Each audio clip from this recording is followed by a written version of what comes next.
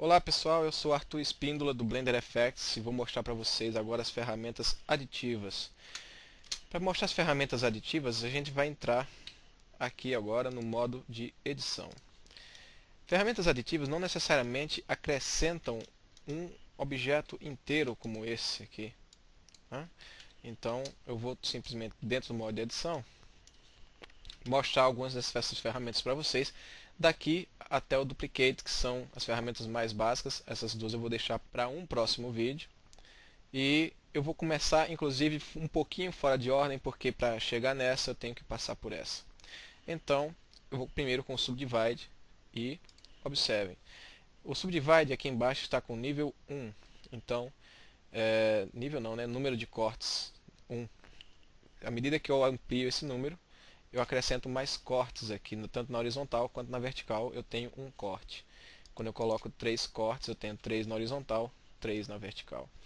Nosso número de faces vai aumentando, o que significa dizer que as aditivas estão acrescentando vértices e arestas para nós.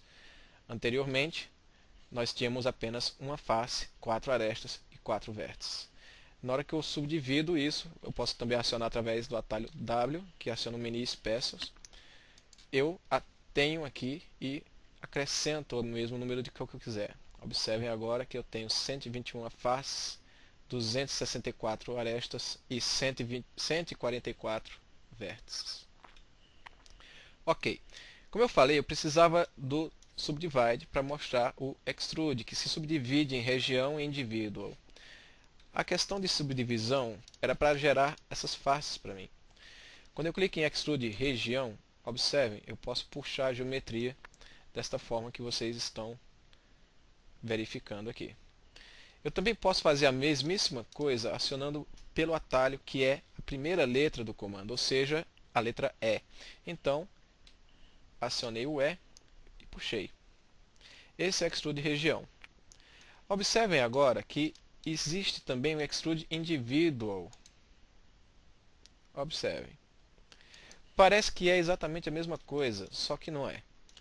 Por que não é? Com o Extrude Individual que eu apliquei agora, se eu seleciono uma única face e puxo, observem, elas estão de forma independentes aqui. Só que no Extrude Região, eu, quando seleciono uma face e arrasto, as outras estão presas a ela. Também, aqui do lado, eu tenho o Extrude de uma única face, mas todas elas aqui estão coladas. Ok?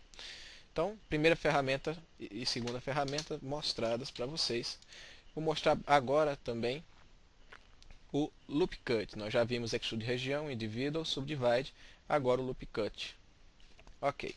O Loop Cut é uma das ferramentas mais utilizadas também, junto com essas outras.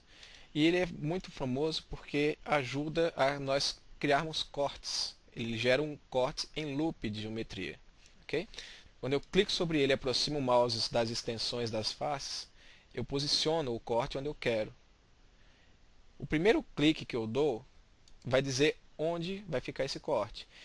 E o nome slide que existe na ferramenta se refere ao recurso que tem de simplesmente movendo o mouse sem precisar clicar, eu posiciono melhor ainda o local que esse corte vai ficar.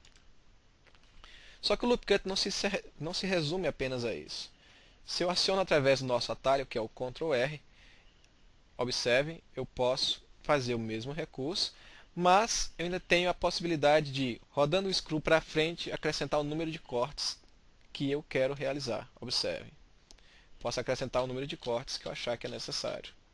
Com a diferença que quando o corte é múltiplo, ele não permite que nós possamos reposicionar após o primeiro clique, ele já fica no local em definitivo. Ainda com o Loop Cut,